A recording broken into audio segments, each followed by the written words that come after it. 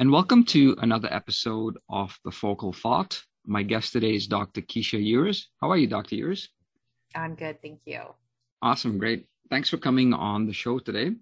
So, Dr. Ewers, you are the founder of the Academy for Integrative Medicine and Functional Sexology, an integrative medicine expert, autoimmune disorder expert, doctor of sexology, psychotherapist, board-certified functional medicine provider, Ayurvedic practitioner, medicine woman, and a best-selling author and speaker. So welcome to the show.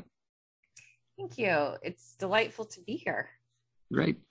So first thing I wanted to ask you in terms of functional sexology, I feel that too much emphasis is placed on sex in terms of, the media and, the magazines and, portrayals of that sort on a very sort of surface level area. We don't sort of know, or we aren't taught, the values of sex, the spiritual aspect of sex, in some cases, how to properly perform sex, right? It's just what we learn from our friends in school or from books we read, videos, etc. I was wondering if you could just give sort of, some few minutes just to talk about, sex sort of, as a whole, and the virtues of sex, and sort of approach it from that point of view based on your experience with your studies with that.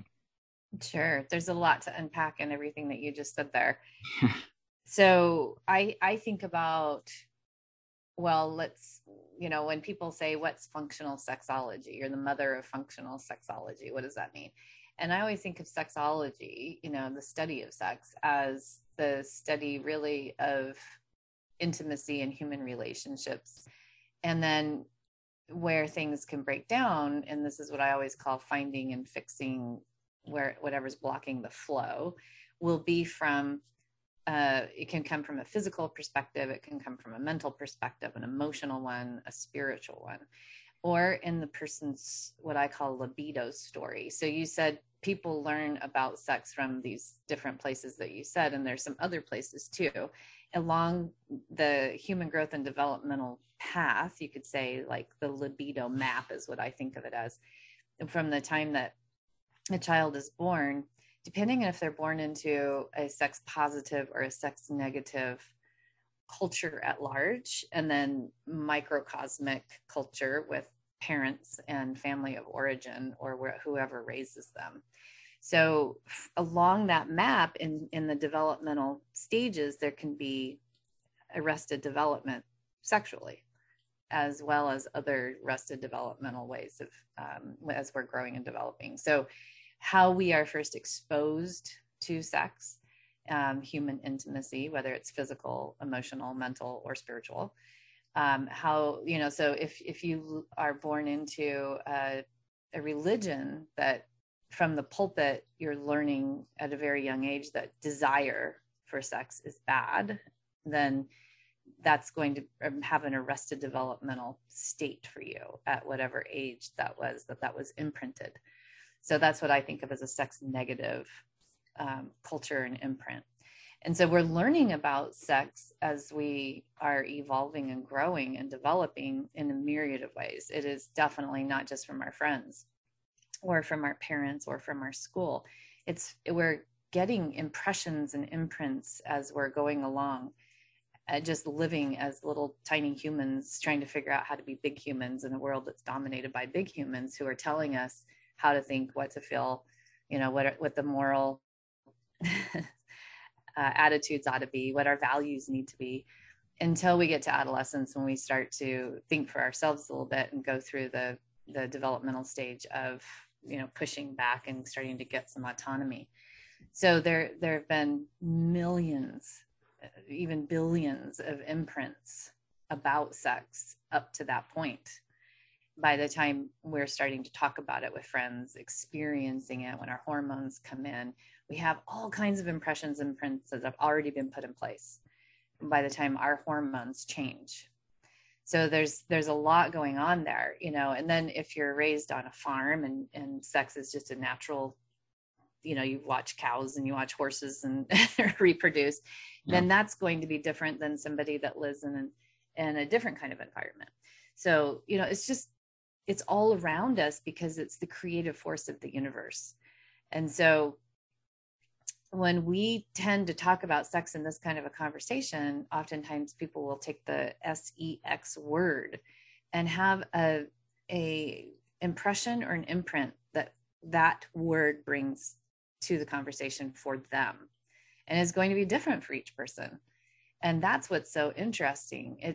Instead of sparking interesting conversations in a more puritanical culture that this one, came from in the United States, if it's, I don't know how broad your audience is, but, Americans can kind of nod and go, yeah, the Puritans came and to get away from whatever they were trying to get away from. And then they imprinted, in white culture, this very puritanical attitudes about sex, which still carries forward. And so then when they arrived, they came to a land that was already inhabited by groups of people who didn't have one way of thinking about things either. And so, and then people have immigrated to this land, and they came from places where there's not one way of thinking about it. And so that ought to start really cool conversations like the one that we're having here.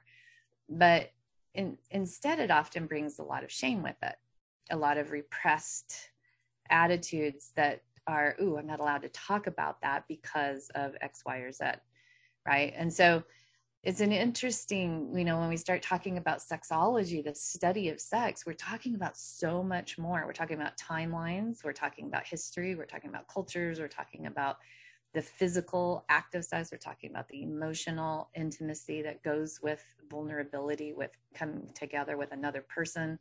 We're talking about the mental, cognitive belief systems that are present there. And we're talking about the spiritual belief systems that are there too. And then we're also bringing to it our own libido map and our libido story of our own impressions and imprintations. Wow, that's so important. I mean, I never really thought of that. I've heard, of trauma blocking the flow, as you mentioned earlier, blocking the flow. And, this is, early onset trauma, physical abuse, emotional abuse. And then later on, when it comes time to perform the act, the person has issues because of this, this past trauma. But then, you're mentioning there's these little bits of imprints as you're growing up, even before getting into a conscious conversation, that have already had an effect on you. Right. And if you've come from this very sort of, this culture, or, this parent archetype of, very Puritan sort of, standards, then that's really going to have an effect on, when you're getting into, acting on this natural creative force, because everything's been blocked because of, your mindset, because of that, right? Yeah. There's a beautiful story. I have a friend, Dr. Tina Sellers, and she tells this story that, that she, as a sexologist, she has a PhD in sexology also, was going and searching for sex positive stories from the Bible, from any part of the Bible, and couldn't find any, and finally got back into some of the early Jewish writings and found this story that goes way back 500 years ago. And it's talking about the temple, Solomon's temple in Jerusalem, and how these rabbis had gotten together, and they were saying, man, in our town right now, there's just so much going wrong because of sex. There's infidelity and adultery and all these things. Sex is just, if we could just take it out of the equation, everything would be okay. And so they started praying, and they said, Jehovah, God, can you please just remove this impulse, because it's just destroying humans. And so, Jehovah says, are you sure, you want that removed? And they said, yes, please, please, please. And so I said, okay. And so one of the rabbis saw this lion of fire. It was like this fire energy jump over the wall of the temple and go off into the desert. And they went, whew, okay, great. Now our people can get to life and have it just finally go in a straight line and not be so chaotic.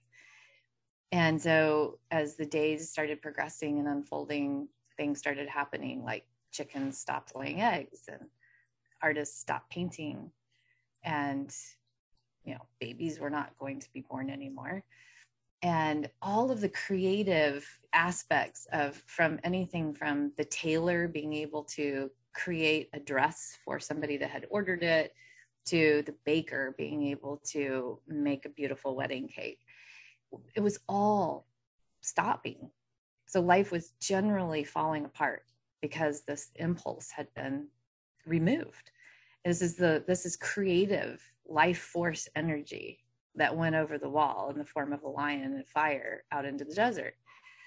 So after several months of everything grinding to a halt and all of the passion, and anyone's desires for anything completely vacating the village, they went back to the Holy of Holies in the temple and started praying again and said, please, Jehovah, can we get this back?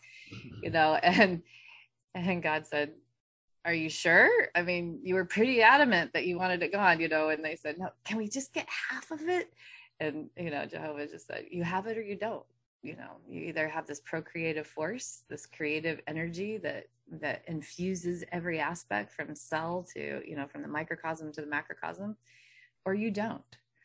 And so they said, okay, and it was just a lesson for all humans to learn that this has to be harnessed. It's up to us to harness it responsibly, to ask the right questions of ourselves, to be respectful and responsible of this very incredible life force energy that we all have, which puts us as co-creators of everything that we see and are around us. So oftentimes sex is removed as this abstract outside sort of subject matter, when really this is the creative life force energy that is our birthright. Desire, desire, that comes from the Latin word desire, that comes from, it means in Latin, from the stars. So this word desire, this is from the stars. It really is our birthright.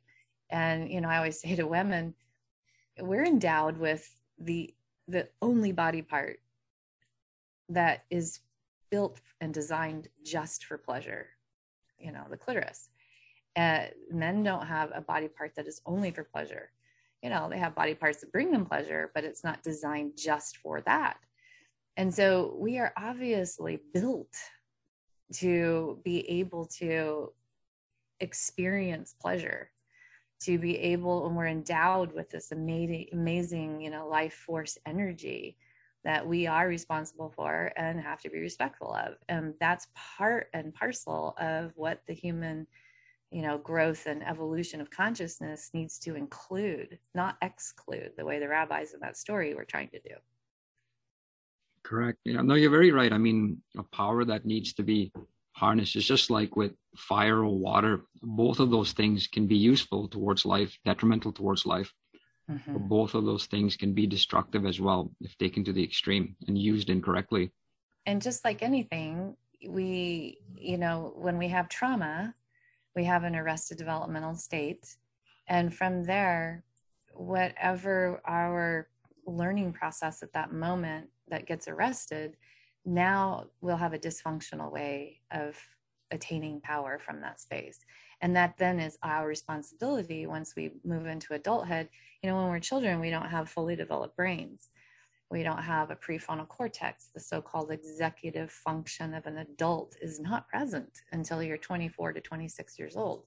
So whatever happens to you up until that point, you're making up meanings about it as you go, because we're little self-centered beings. We're supposed to be. As we're children, we're making up meanings about how it is for us in our worlds, and that's how it's supposed to be. When we get to be 24 to 26, we get an adult executive function. Now we can start expanding our thought process to include others more. So up until that point, our meaning making has been fully around ourselves and what that meant for us and about us. So when we have trauma, we're going to have that child brain that's making up the meaning and the belief, and then we'll have some sort of adaptive behavior that we apply to that belief. This is why we have, different behaviors that emerge as a result of some sort of trauma. So I was sexually abused when I was 10 years old. by the vice principal of my elementary school. Now, he would tell me that this was my fault because I was a bad kid. So the meaning that I made up is people in authority can't really be trusted, and which was true for my 10-year-old self. And that it was very well that, you know, if I can't track what it means to be a bad kid, then I may not survive this. So it instigates survival fears. So then the belief system I put in place was I have to be perfect if I'm going to survive. So the behavior that came out as an adaptive mechanism to that trauma for me at the age of 10 was I need to be perfect to survive. And so I did that until it was in my early 30s, and I was diagnosed with rheumatoid arthritis. Now, an autoimmune disease, one might wonder, like, what does this have to do with sexual abuse? You know, but I figured out pretty quickly that it had a lot to do with it, because as I started really going into like the root causes of what was going on with me, I started discovering that, oh, I really, you know, when I went back to that 10-year-old child self of mine, I really wanted to die. I wonder if I told my cells this and then 20 years later, they're acquiescing. And now I have this autoimmune disease that I'm kind of committing suicide in a societally acceptable manner. So I started questioning that, like, is that connected? And it turns out science tells us it is. We have several studies now that point to the fact that the higher your trauma score when you're a child or adverse childhood experiences, then the higher your risk for developing all of the chronic illnesses we have today in adulthood.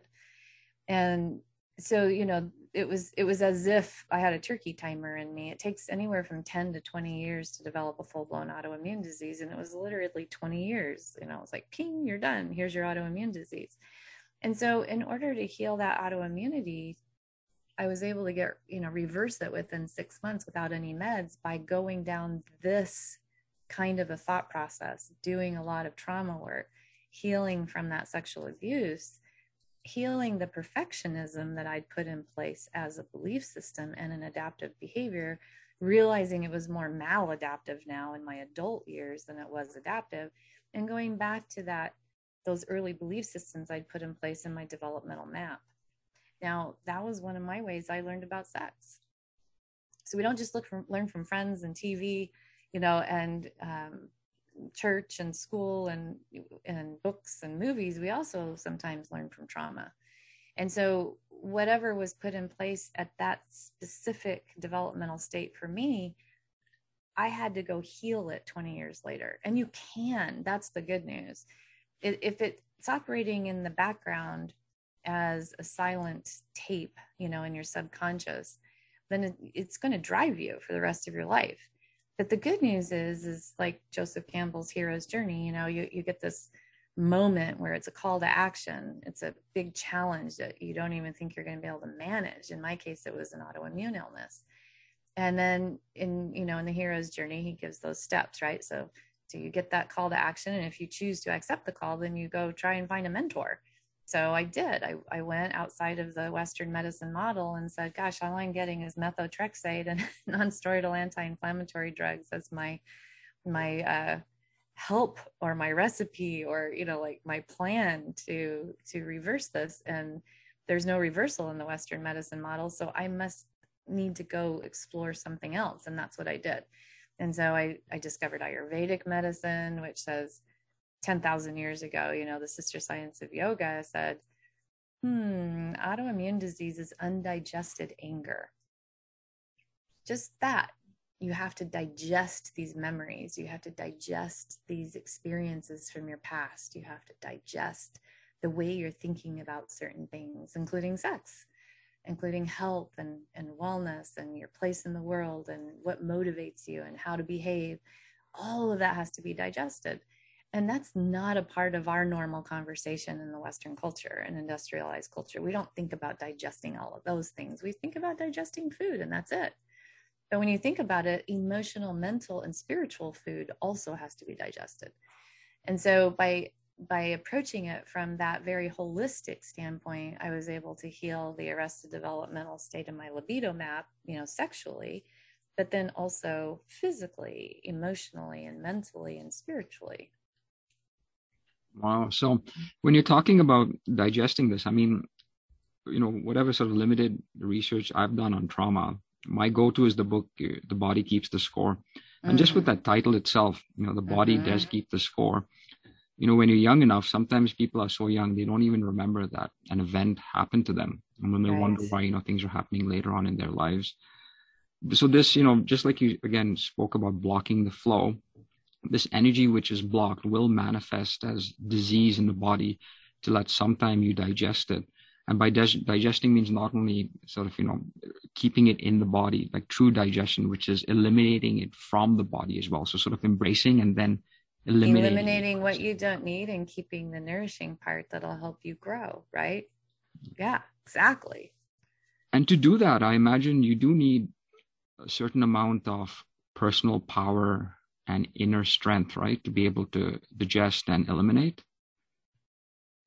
You do. And this is where I like using Joseph Campbell's, Hero's Journey as a model, because from that place of finding a mentor, learning new skills, then you go into your own little cave of your heart and you begin to integrate that and, integrate it into what you already have experienced, what you've already learned, and you come out with your own version of what is that digestion for you. And then you go out and you start practicing, because now you're going to get all kinds of challenges thrown at you about how to make that become a skill that you master. And once you've done that, right, and you've gotten to that mastery level, then you basically can come back as what Joseph Campbell calls the oracle. You're a teacher for that level of what you just learned. And then you'll be peaceful for a little while, and then the circle starts over again. You're going to get another challenge, and then you go through it again. So in that process, that you learn, it's not even learning, but you do develop a lot of inner strength if you're willing to do this. I conducted a study in 2013 called the Healing Unresolved Trauma Study, and it came out with this model called the HURT model, Healing Unresolved Trauma Model. And what I discovered was you have that everybody's had trauma. I talked about sexual abuse, but those are one of the, sexual abuse is one of what you could call capital T traumas, that what the ACEs study listed as a trauma. It's what a lot of people think when they think trauma. They think of these capital T traumas: domestic violence and psychological, emotional, spiritual abuse, neglect, abandonment. But there are also lowercase t traumas. So there was a study that was conducted that looked at people filling out a perceived stress index scale and then having brain scans done. And the higher that they rated themselves as being stressed, overwhelmed, they couldn't keep up with, what was going on for them, perceiving that, right? Their own perceptions of their stress levels. If their stress level was high consistently, then the same brain architectural changes that happen with post-traumatic stress disorder happen for somebody that constantly says they're overwhelmed. I don't have a patient that ever comes to see me that doesn't say they're overwhelmed. It's kind of like a badge of honor in our culture. If you're not overwhelmed, you're not doing enough. It's productivity and achievement oriented culture that we live in. So I started thinking about that, and I started mapping brains, looking at brain scans. And what I discovered was the same parts of the brain that need to light up for a woman to have sexual desire are the same parts of the brain that are hijacked by overwhelm and stress and when you have PTSD. So there's a shrinkage in that prefrontal cortex on the brain, and there's a growth, especially in the right side of the amygdala. And that's the part that's looking always, am I okay? Am I safe? Am I going to survive? Am I respected? Am I fast enough? Am I fleet enough? Am I beautiful enough, smart enough, whatever it is. So this is, this piece, when you said it takes a lot of courage and a lot of inner strength, on the HURT model, what I put was, okay, so first you have this initial trauma, lowercase t or capital T, and then you're going to have a feeling that goes with it. And the feeling, is often, if you're a child, is going to be fear often. And so then that's going to get recorded in the body. And so that's why the body keeps the score. It talks about the body recording it because you have a feeling first, then you have your sympathetic nervous system that will respond to it, in a fight, flight, freeze, or faint. Now, when we're children, it's usually freeze. We're not autonomous beings with power. And so we usually go into a freeze space around that feeling. And that'll get lodged into the body. It'll make the nervous system get wired in a very specific way to that specific feeling. Then we start creating the meaning, the belief, and the behavior.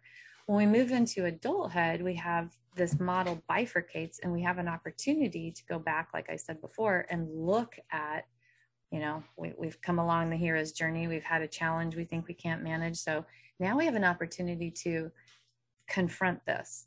And I call it the willingness to self-confront in my doctoral work. So if you have the willingness to self-confront, then you're going to do like what I did, go do some trauma therapy, get some help. I call it borrowing a brain, right? Somebody that's really trained in this kind of pattern recognition that can help guide you through this process. If you're not willing to self-confront, you'll move into the normal looping that you do, which is a maladaptive memory process looping that will include automatic negative thoughts, ruminating on those automatic negative thoughts, having a lot of judgment around whatever that is for others and the circumstances you're in and yourself. This is a lot of victimization kind of thought processes that circle. And that will lead to illness and also low sexual desire. So the willingness to self-confront is what you're talking about as inner strength. I'm putting a name to it because it's so important. It's the part I was talking about earlier when I was saying it's our responsibility, right, to be able to learn and grow from our traumas. This is our life force energy. We're responsible for it. And so when we have arrested development along the way from traumatic events, it's 100% on us in adulthood to come back now and do that digestive process, to take from it what can be nourishing and let go what was not. And just like if you eat an apple, the whole apple doesn't stay in you. The part that's nourishing to the body will keep, and then it will get rid of the rest. You have to do that process emotionally, mentally, and spiritually too. Correct. And, that's the part about the inner strength is from the moment you just intentionally with your will take that responsibility, you've already demonstrated your strength. And no one can do this for you, right? No one can digest the apple for you. You have to do it yourself. Yep.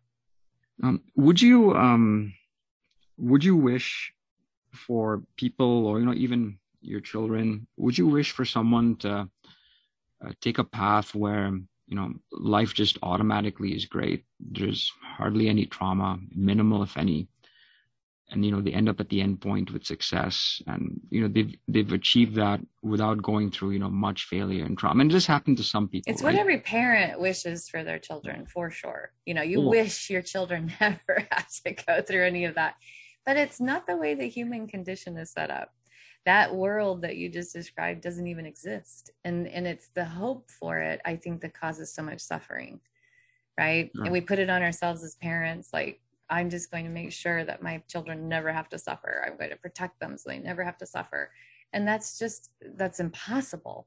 And so what I learned midway through my kids' childhood was, it's my responsibility to give them tools so that when the inevitable challenges and suffering and traumas come along, that they can find their way through them. I'm here to teach them how to learn how to digest them properly, or give them the proper resources for it, or point them in the direction to make that a normal thing for them to do. So that changed my parenting entirely. And, it was a very big epiphany that occurred during a 10-day silent Vipassana meditation retreat. And I just remember coming home thinking to myself, okay, there's a new sheriff in town. The mom that was the perfection. I have to be a perfect mom. I have to keep everything away from my kids that could possibly cause them suffering. It's my responsibility to, I just realized, like, that's a recipe for failure for both of us, for all 5 of us. I have 4 children.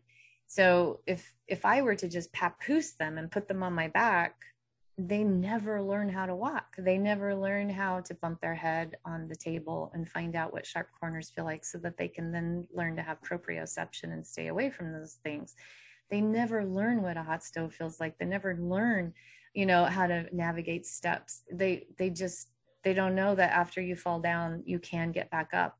So it's not my job to keep them from ever suffering. It's my job to give them the tools to make themselves get through it and find happiness at the end of it. And then know that happiness will not last forever, that there's going to be another challenge that will come eventually, and they're going to go through it again. And that's the cycles of human life, just like nature has spring, summer, fall, and winter. We will never be 100% happy ever. That will be in perpetuity until we learn that happiness molecule is already inside of us. It doesn't have anything to do with being challenged. It has nothing to do with perceived stress. It's actually, you can generate that inside of yourself in spite of all the challenges. In spite of falling down, you can still find happiness through it, but it's generated inside by learning how to do that digestive process. Yes. And that's the reason I brought up that scenario, because I've always wondered if I was given a choice or a wish rather, you can, for your children, you can have 2 paths. One of them is this ideal path where, there's hardly any suffering or trauma and they have a great life, or they take the hero's journey. And because of that, they have much exponential life reward in terms of happiness and success. And the hero's journey is going to be, apt with obstacles and failure and suffering and things like that. But the reward is going to be much, much more. And, for me as a parent to say, take the hero's journey, it's a little bit of pain and conceitedness in that, because I know they're going to face adversity, but I know the rewards are going to be better, rather than take this happy, unsuffered life where you'll get minimal rewards, but you won't learn anything out of it, right? There won't be any character to see that. Where that even exists. The hero's journey is not something you take. It's something that is part of your life. It's just how it is, right? It's just a model for how life as a human evolves. And so I don't even think there is a smooth path with no potholes anywhere, that it just doesn't exist, right? Sure. Because again, I was just being hypothetical. Yeah. Right. Death is woven into life. And that's, I think, something that death and sex are both subjects that aren't talked about. And it's one that I think teaching children about is so important, that as soon as anything is born or hatches or grows from a seedling, its trajectory is death. And that reality is also not woven into our fairy tales and our stories and the way that we talk about life, that we have an unknown expiration date. We don't know how it's going to happen or when it's going to happen. And we're the only animals on the planet that have to hold that tension of knowing that we'll die and also living life, right? We have the awareness of our death. And so that, I think, generates a lot of this, the hero's journey, right?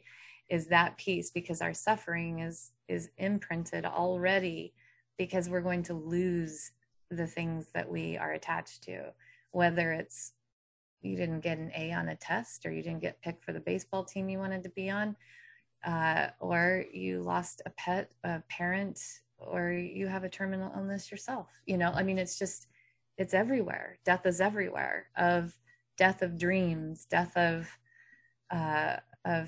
life, of the people that we love. And so that suffering is already woven into life. And so I think that we can do our children a huge favor by starting that discussion very early, so that you can live in a conscious way where you say, but that's not happening right now. So I'm going to really, really live this moment fully. This moment, I'm not dying, I'm not dead, and my loved ones are around me. So I'm going to have the utmost bottomless gratitude and appreciation for that. and not cling to it, not think that's not going to change, because it will. And I think that's something that we have to really understand. This is the flip side of sex, right? The creative life force energy. Correct. Yeah. And, if you explain it well, like you're saying, like, we tell children about Santa Claus at some point, or they learn about, it from their friends, or even, Jesus Christ, you get to that sort of discussion, but no one really ever gets into the discussion about death. Right. We learn it naturally. And again, sometimes by unhealthy means, and, some people can't cope with it, and, grief and all of that. So no, these are all important things that, again, stem from the creative force of sexual energy. Mm-hmm. And, I've always found it funny too, that God has given us these plumbing organs, which are also our sexual organs. So, there's some comedy to that effect in that creation. But listen, thanks again for coming on the episode. And this was a great discussion. And I hope a lot of people listen to this. And, if their parents start to think about, speaking with your children in a more sort of, holistic way about, the sexual attitude, not just limited to, its physical happenstance, but also to, its background and, where you're heading towards in a person, and, in developing your character. And again, using that life force, keeping that balance of the life force, because it can be very useful, but it can also be destructive as well. And if people want to get a hold of more of your work, where's the best place for them to reach you? I have a book called Solving the Autoimmune Puzzle that goes through a lot of what we just talked about, and a website called drkeesha.com. It's drkeesha.com. Okay, perfect. And I'll put that in the show notes as well. Thank you. Okay. And once again, thanks again for coming on the show, and I wish you well. It was my pleasure. Thank you.